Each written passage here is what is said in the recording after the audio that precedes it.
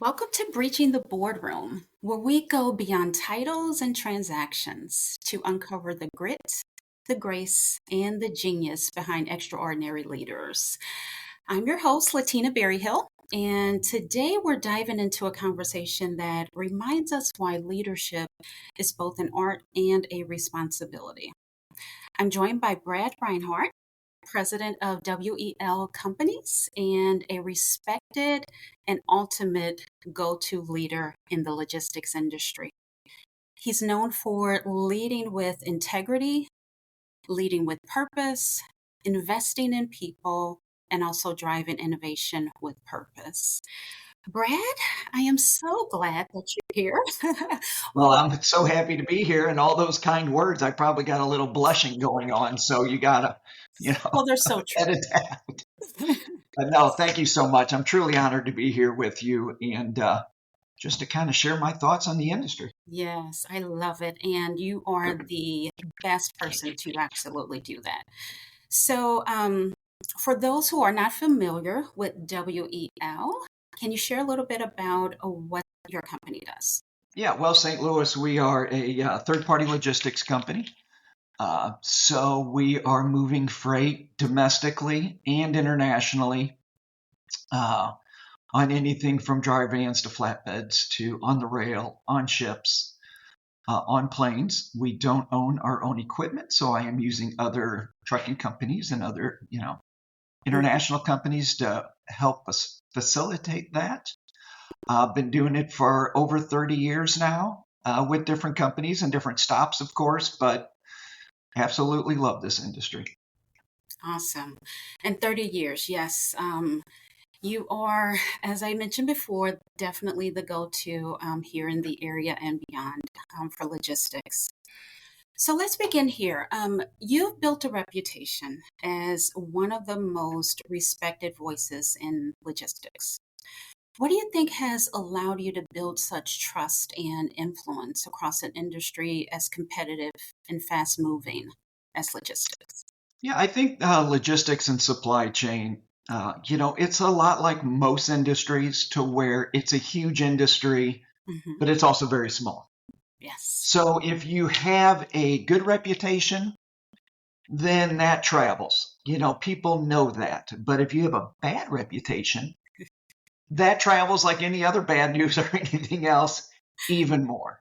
Yes. So I've always been very conscious to, act reputable, do all that good stuff. I think I'm on 10 or 11 boards right now, like both locally and, you know, throughout the country and stuff like that. So giving back my time on boards, going on podcasts, never saying no to a lunch or a coffee or a happy hour, of course, on when somebody just needs help or some advice or just wants to talk about life or industry or stuff like that. So I think that's how I've kind of built my reputation as the call Brad. Just call Brad. If you're new to St. Louis or if you're new to the industry, call Brad. Brad will help you out. And I absolutely love that. Absolutely love it. Well, and I know firsthand that you are extremely knowledgeable and extremely kind. Being introduced to you when I first got into the industry years ago was definitely key for driving things forward for me. And so I'm extremely appreciative. And I know so many others that are as well. Um, it's clear that trust has been at the center of how you lead. But in today's world, protecting that trust goes far beyond relationships. And so, I've seen and just heard so many that have um, really benefited from all that you bring to the industry and just being a good, kind human being. Um, how do you see technology, cybersecurity, and leadership working together to keep companies and the industry protected and also resilient? Yeah, I think right now the cybersecurity and the technology is the biggest challenge, is well, probably the second biggest challenge that the supply chain as a whole is facing. Mm-hmm. Probably the biggest challenge is just the lack of freight in the industry down right now and everything like that. But the second biggest thing is all the fraud and freight being stolen and companies getting hacked and trucks getting hacked and everything like that. So our industry has always been incredibly slow to change. Mm-hmm. Like for the first 50, 60 years of our industry, because, trucks and highways haven't been around for that long, considering it. Right. The rail has and everything like that, but that, the truck part of it hasn't. So the trucking industry has been very slow to change Mm-hmm. until probably the last 5 or 10 years, to where we have ELDs, which is the computer chip in the truck line, in the truck itself now, that reads how long that driver has been driving. And that's now become, his logbook per se. And that was a huge, challenge for the industry to accept. Now we have tracking devices on everybody's phones and we have them on a thing. Another big thing that was a challenge for truck drivers and trucking companies to accept, because they're just not a fan of change. Our industry is very big with, this is how we've always done it. Well, now that all this technology has been forced on us, the thieves and the criminals have more than caught up and surpassed, uh, you know, our, guidelines and everything that we're trying to do. Mm-hmm. So there is a lot of freight being stolen right now. There's a lot of companies' identities being stolen right now. There's trucks that are actually getting hijacked because they can get into the computers and unlock them and steal them easier. And it is a huge, huge, huge problem right now that's facing our industry.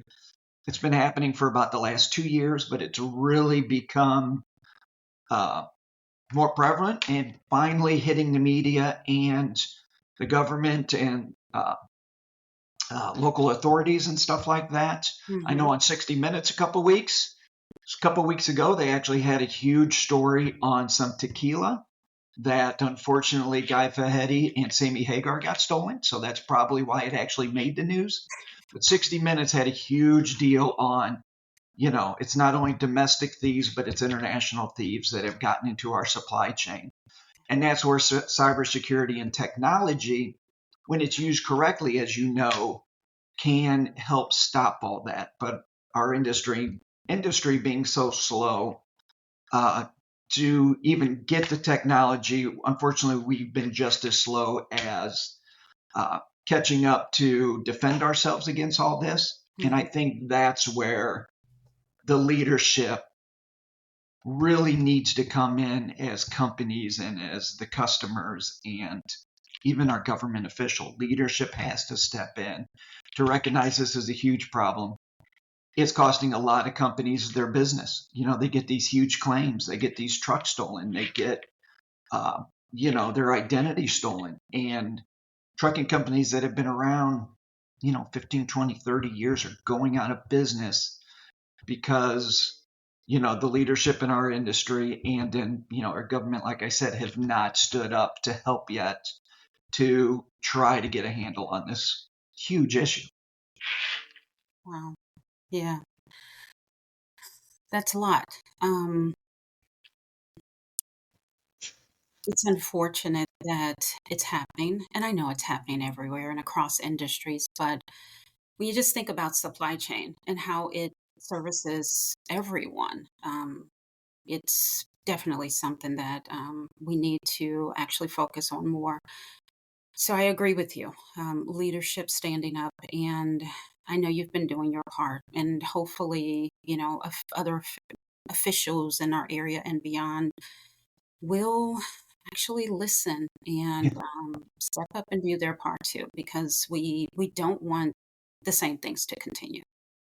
Yeah. I And mean, one thing about, COVID that, you know, I don't know if it was a positive or a negative, but it really kind of drug our industry, the supply chain, out of the shadows mm, that we were very comfortable in. We mhm, liked that, we moved product around the world, it showed up, no one really focused on our industry because for a long time and still now that there wasn't a lot of money being made, but if you did it well, you can make a good living with it.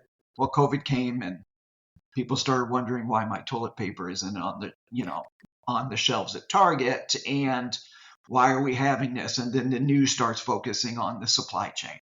Like, so the word, just the words alone finally entered kind of the consciousness of consumers and Americans, stuff like that. So why Mhm. is the supply chain broken became, so prevalent, but then so did the success that was happening. And that's where, a lot of the, criminals and bad players got in because they could realize they can disrupt the supply chain uh, so easily and stuff like that. So that's where the help of, really good IT companies and cybersecurity companies, they've also really focused on our industry in the last year or so, trying to, help the small, medium, size companies realize that this is a huge industry.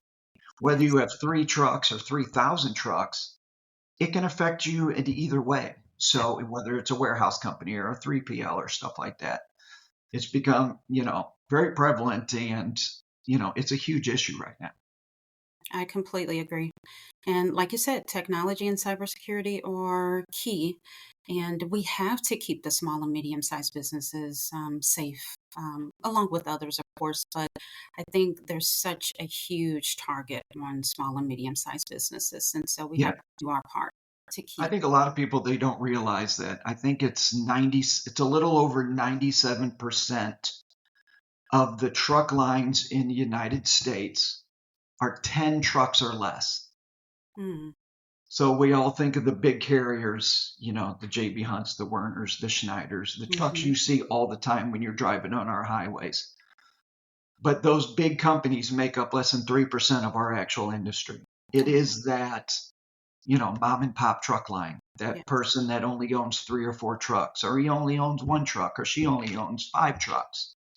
Those make up 97% of our industry. Mm, So it is truly our infrastructure for the US to get products everywhere is on the backs of truly, truly, truly small companies.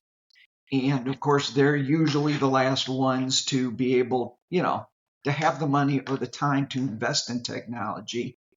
But in order to stay, you know, open, hmm. they really have to start doing that. And that's where, these crimes have really affected, because it's not some big company that has a lot of insurance that can just pay all these claims and just move on to the next one.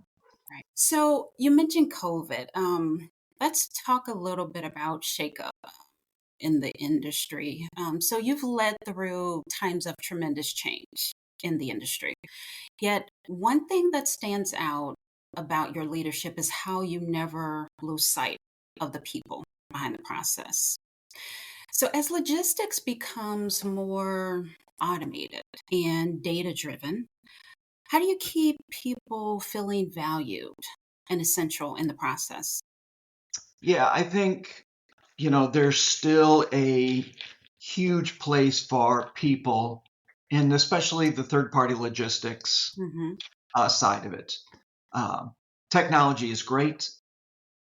Before, something as simple as a GPS, when I first started back in the 90s, I probably spent most of my time giving directions to a driver to a warehouse Hmm.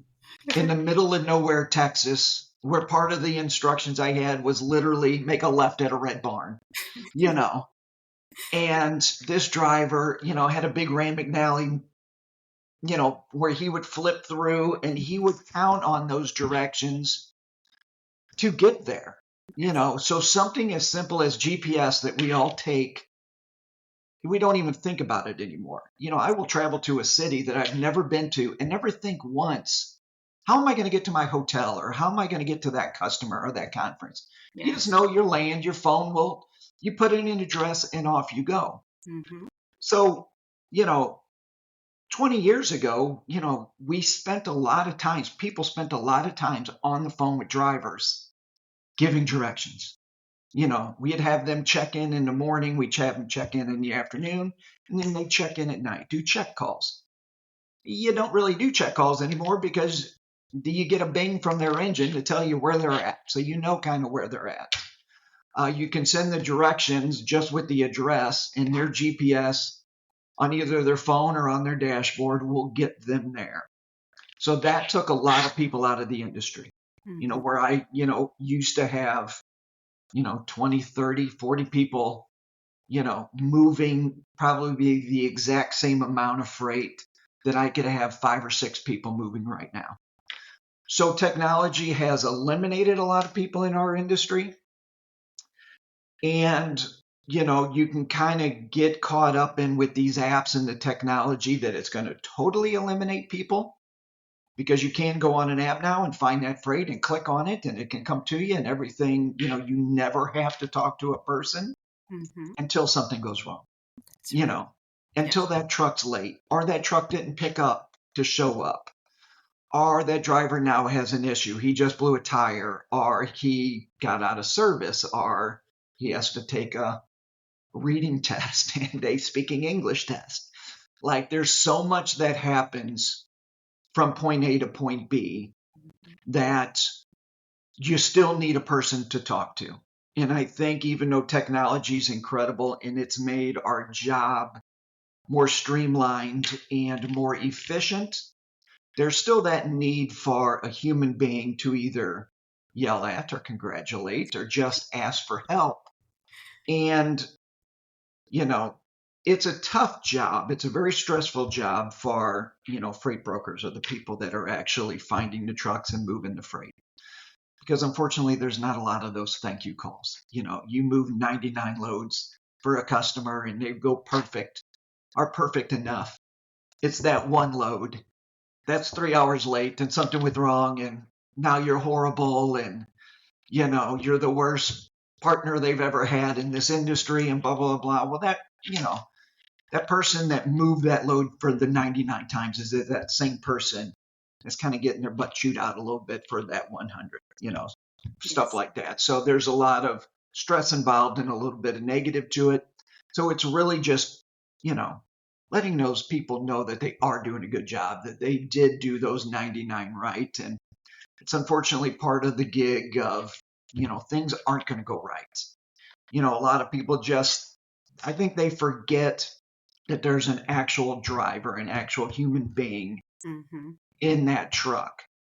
So if you have traffic when you drive home, that driver is going to have a lot of traffic from St. Louis to Atlanta. And he's going to hit in that 8-hour drive or 10-hour drive. He's going to have those same delays you will have when you take the family on vacation and you're begging not to get any construction. Those drivers have that. They deal with that stuff every single day. So stuff is going to happen the whole time. So I think communicating, making sure your customers are aware that this truck is now running 4 hours behind. Communication really is the key to all that. But just making sure the people that are sitting there in the seats, whether they're driving the truck or help move the freight or was the dock foreman and the warehouse guy that loaded the truck, everybody's communicating and really letting them know that they are really doing a very good job. Like, just reminding to tell people thank you and that they're doing a good job can save so many problems in our industry. Yes, I agree. Just a kind word, right? Yeah.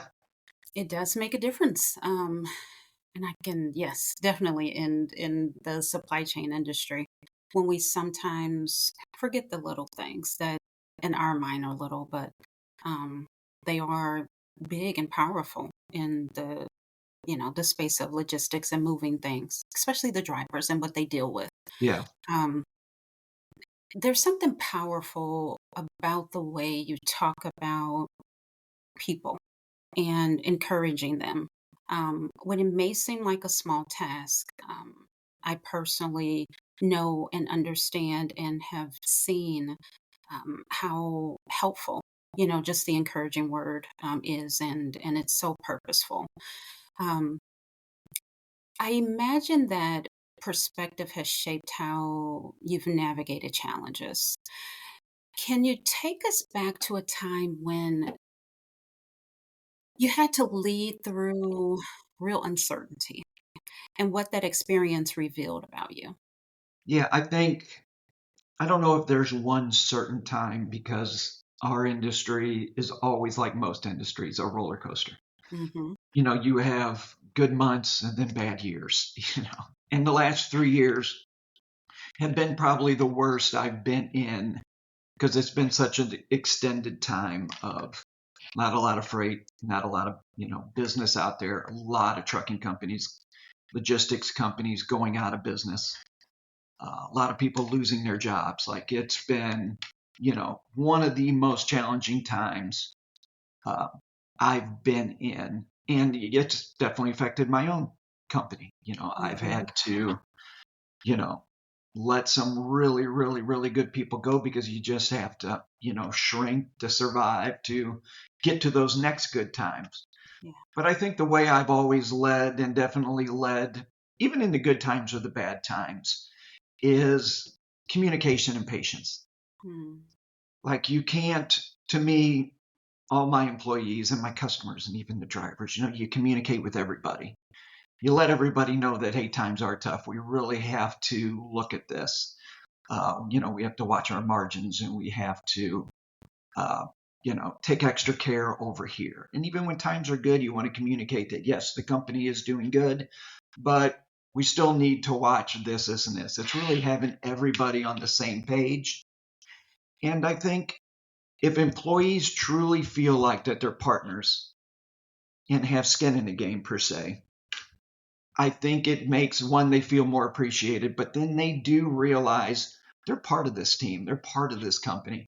And it might be easier being a smaller company. I'm sure if there's somebody from Dial or Anheuser-Busch or something watching, like, oh yeah, I can't talk to, I have thousands of employees. So I know it's probably a little different, but I don't know if it is on the leadership side of being very upfront, communicating as much as you can, and really having everybody buy in. So one, there's not a lot of surprises, uh, but two, so they know what's going on uh, in there. So communication is key, but also being patient.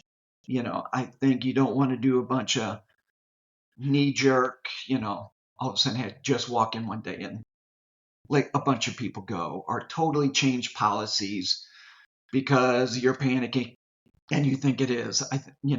Would, and it might help, but I think being patient and kind of letting everything play out on a business, Mm. knowing that it is going to get better sooner or later.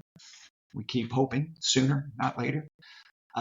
But I think those are the two biggest keys to my leadership: is communicating and just being patient and let things kind of play out. I love that. And looking at your people as partners, like they're important enough for you that you want to communicate in a transparent way. That says a lot about your leadership because many times um, people are afraid to just be open, but realizing that the transparency helps set a different view from those that you are stewarding. It helps them to have a different level of trust and appreciation for leadership that does provide transparency and open to um, just that type of communication. So I applaud that. I truly do. I applaud just that type of leadership because that kind of resilience through the tough times just it doesn't just come from strategy. It certainly comes from the connection and the communication. And again, the type of human being that you are. So you should be proud of that. Yeah. Sometimes it works. Sometimes you get way too trusting, and probably changes you should have made. They probably, you can always look back and say, boy, if I would have made the decision 6 months ago or 8 months ago, you can always look back, and you hopefully you learn and you do all that. So I preach patience, but sometimes I'm sure if I would have made a decision a little quicker, maybe it would have helped. But I think in the long run, it really does pay off to Yeah. trust your people, Yes. trust the process, trust what you've gone through before, and just let it play out a little bit. I think it just, it gives people confidence in you. Mm-hmm. You're not yelling, screaming, changing things all the time. Everybody's on the same page and they feel like, okay, if something does change, we've talked it through. We kind of all get it. I rarely make a decision without most of my people on board, and I've, reached out and we've talked it through. This is what Mm-hmm. I'm thinking. Give me your feedback. And I'm still going to make that final decision, but it really helps if I have their feedback because, a lot of times they're doing all the really hard work. So they're like, no, no, no, no, no, you're looking at it way too high. Yeah. Like the boots on the ground, it's totally different vibe on, Mm-hmm. what's going on. So let's do it this way instead and give it a try. And then that's where that feedback totally helps me.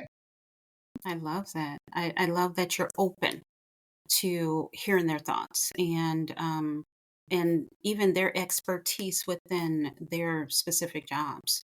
Oh, yeah. I'm Most of sure. my success has been hiring people way smarter and, that get the industry and give me feedback and I learn from. And that's, the key to my success is surrounding yourself with really good people that do trust you and want to work with you, which is great. Yeah, But boy, just surrounding you with the best people is most of my success for sure. I love that.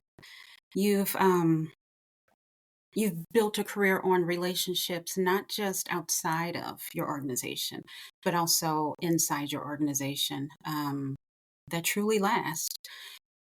What what have those connections taught you about the human side of business? I think reputation is, especially in like our third party industry where there's thousands of companies and, everybody kind of has the exact same technology. Some technologies and bells and whistles are better than others. So maybe they can Hmm. provide a little bit better service, but really you're dealing with a person. You people want to work with, whether it's a customer, a vendor, a carrier, an employee, somebody you really kind of want to work with, that you like. So to me, reputation's everything. Whether it's your personal brand or the company, that you're representing, at an event is everything. Like it to Hmm. me, it's 95% of the success of my company through the years has been either my own reputation or the reputation of the employees that have worked with me. They make such a big difference in the world and in our business. So, that's where kind of networking and getting out and, you know, not only representing, if I go to a networking event, yes, I'm representing WEL St. Louis, but I'm also representing myself. So a lot of people just start networking when they lose their job, Hmm. you know. Hmm. And if you only know the people in the cubicles around you or the people that you FaceTime every day, or, when you do lose that job, it's going to be tough to find that next job.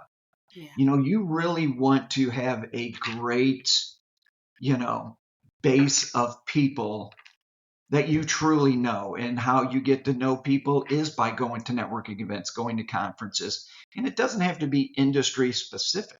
Hmm. You can go to church events, you can go to chamber of commerces, you can, go to a gala that doesn't have anything to do with the industry you're in, but you really want to grow that, personal relationships with people. The very first, like my first probably 15 years or so, probably about 10 years or so in the industry, I really didn't network.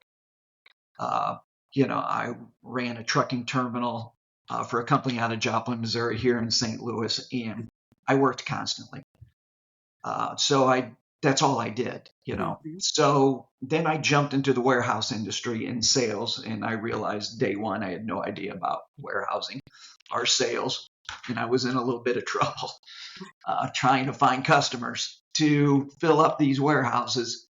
So I got a flyer in the mail. This was kind of right when internet was kind of hitting, even before then.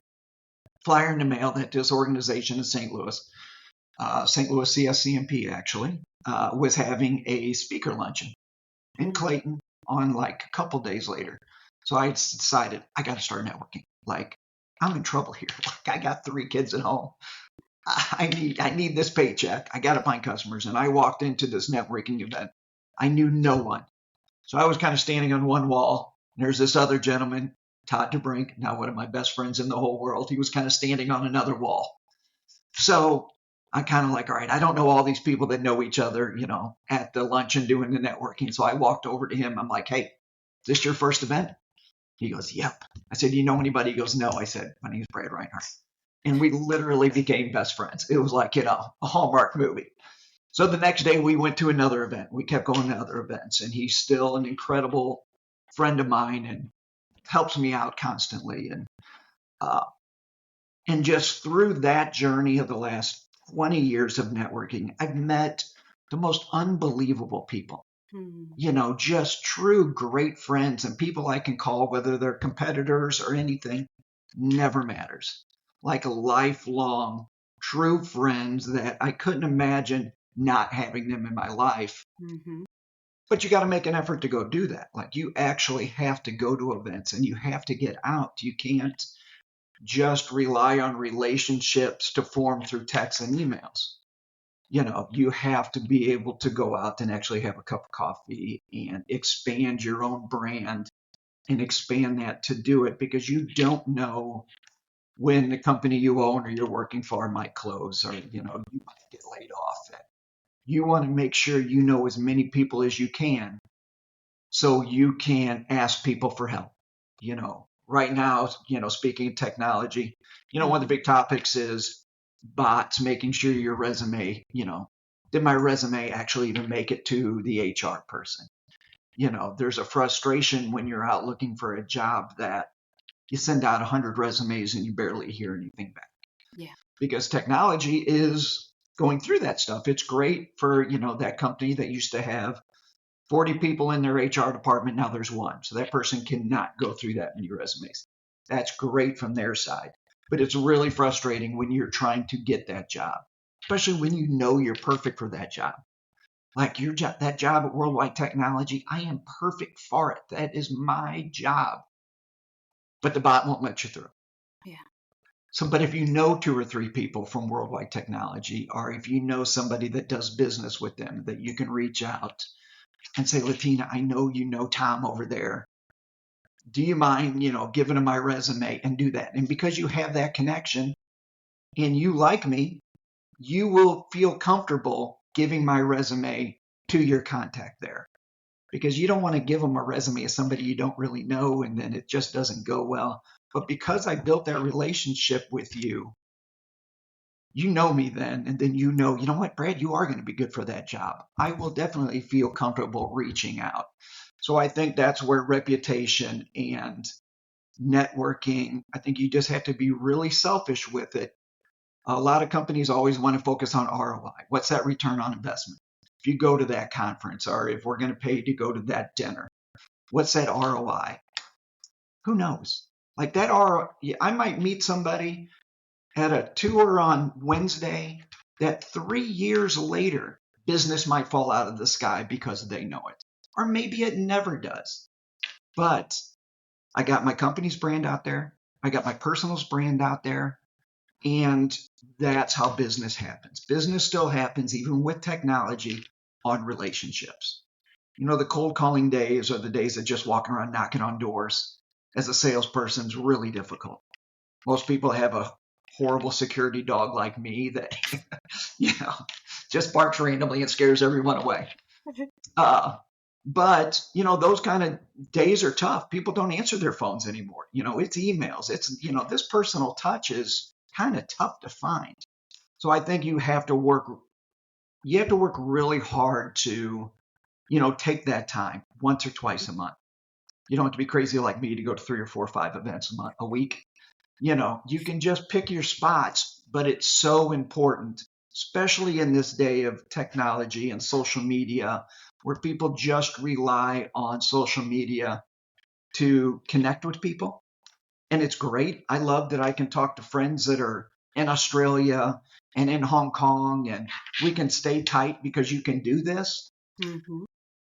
But it's to me, it's still so important, that human connection of Absolutely. actually sitting down and just learning about somebody and hearing about their family and hearing about their problems. And you might never get business. You might get zero business out of that relationship, but that's okay. That's okay. You have that relationship. Maybe it happens, maybe it doesn't. But to me, I think if your focus is just sales, or just getting that vendor, or just doing your job, you're missing out on just incredible friendships and stories and good times. And, why kind of we do all this stuff is, yeah, everybody wants a paycheck and everybody wants to work for a good company. But at the end of the day, meeting great people and, having good stories to tell, Mm-hmm. to me, that's everything. Yeah. That is everything. And helping people, just, paying it forward. you know, People help me constantly. I don't mind asking, saying, hey, I need help with this, blah, blah, blah. People reach out because they know I help them and I'll see them. And I think that's, if there's ever any advice I give everybody all the time is, don't wait until you need to network. Mm. Get out there. And there's no bad time to truly start. If you are unemployed, of course, get out there, do as much as you can, but just kind of know no more people than the ones that sit around you. Really get out to make an effort, and it'll make your life better, but it'll make that next step in your career such a smaller step, because you'll have a community of people that are helping you take that next step. So I think that's big. Absolutely. Oh my gosh. You've hit on such incredible points. Yeah, I know. I told you I talk way too much. No, that was not too much at all. I loved it all. It's just so many great things, so many nuggets from the building a great reputation and how to do it, from um, just showing good integrity, right? Yeah, Building relationships that are genuine, that really set the tone for how you do business and how you network, like the whole purpose of it. It's not just for sale. It truly is to bridge these relationships and friendships and um, just forge opportunities for people to be able to trust you, like you said, and, yeah, and know that it's not just the sale. I care beyond that, beyond the business. I care about you, your family, and how you're doing. Um, it's key. It's so important. And that's why the human touch will always matter because of those things. So thank you for pointing those things out. So believe me, oh my gosh, thank you. It definitely was not too much. yeah, As I as someone who's seen this industry evolve from every angle, from people, process, and technology, I'd love to hear your take on what's next.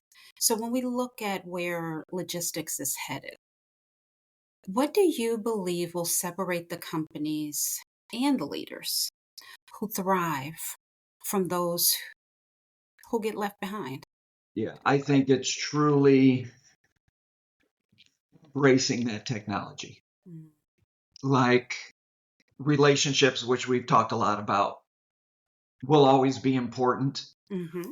But if you do not embrace the technology that's coming, I think you will be left behind, because it's going to replace so many jobs and people and companies to begin with, just because, I already gave the example, I needed 40 people to do what 6 people can do now.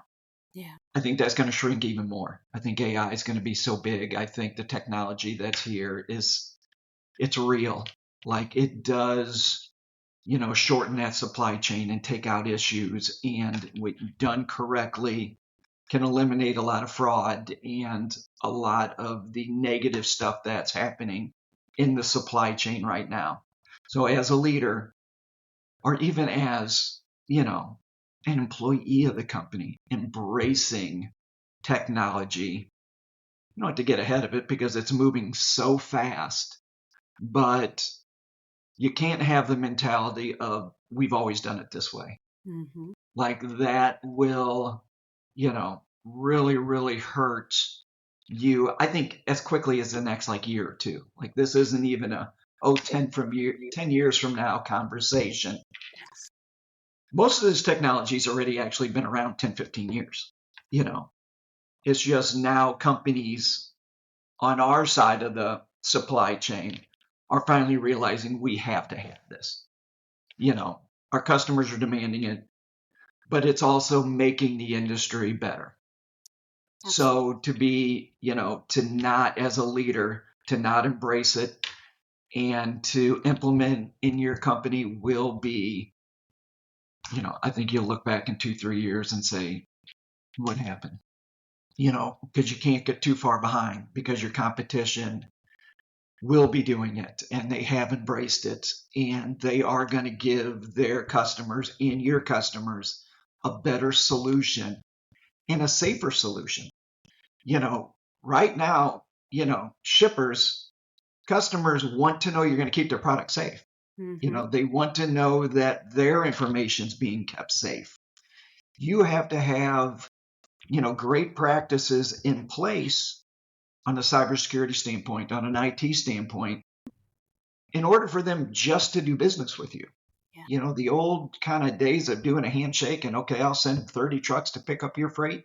You got to go through a lot to become a customer now. And you have to prove to them that you're going to keep their product very, very safe. Whether it's coming, across the ocean or just going, to the other side of town, making sure your technology is, at least up to date. It's a constant chase, which I understand. I battle it myself, but you have to embrace it because if not, I don't think companies will be around in just a couple more years if you don't have a really, really good plan in place and great partners. You need that great IT partner. You need to find that cybersecurity company. We talked about at the beginning, there's not too small of a company that doesn't need this. You can't think if you only have 3 employees that this doesn't affect you. It definitely affects you. It might even affect you more because you don't have it in place. So to go out and find that good cybersecurity partner, that good IT partner is so important. It might be more important than your next big customer or your next great hire is making sure you're protected and then you can grow again. Like, with business being down, now is a good time to kind of look at, all right, when it does get better, will we be ready as a company? Yeah. And having those good practices in place by embracing the technology chain, I think will, really kind of not ensure your longevity, but at least gives you a fighting chance for sure. Absolutely. Oh gosh. So important. Technology and cyber are key. I mean, and it's so huge. And as you mentioned, it's going to continue to be that way. And so finding the right partner that will prioritize you as a company, no matter your size, is so important. And making sure that they are going to help you in keeping your data safe and keeping everything that flows in and out in regard to just the logistics and the supply chain. It's extremely important. Brad, this has been such an I can't insightful believe it's over already. and inspiring conversation. I know. That's because it's always good, right? When you're diving into something that you're passionate about and good at, time flies. And Yeah, yes, it's our easy time to, yeah, is. I mean, yeah, truly believe in the networking side and the people side and helping others. I mean, it's crazy industry that I chose to spend my life in, but because of the people, Yeah. it makes it all worthwhile. Like Well, it's a blast. It's a we are glad blast. that you've chose it because what will we do, without individuals like you within the industry? Thank you for reminding us that leadership isn't just about strategy or scale. but it's about people. It's about relationships. It's about purpose, presence, and amazing technology and cybersecurity. Yep. You've shared wisdom that reaches far beyond logistics, and I know everyone listening will walk away with something that can apply to their own lives and their leadership. Before we wrap up, where can listeners find more about you and about your company, WEL Companies? Yeah, thank you. I'm all over LinkedIn. So just, Brad Reinhardt, St. Louis, and there's a good chance I'm going to pop up. So definitely link in with me. WEL STL, it's WELSTL is my website. So please reach out just for that chat, that coffee, that beer. And I'd love to help just to meet people and, you know, keep this crazy world rolling. All we can do. And you are amazing at mentoring and sponsoring and all of it. So, Brad, thank you again for being here and for leading with such humility, such heart and vision. And to our listeners, remember, real leadership isn't found in the spotlight. It's found in the moments that test your integrity and shape your character. Until next time, this is Latina Berryhill, and you have been listening to Breaching the Boardroom.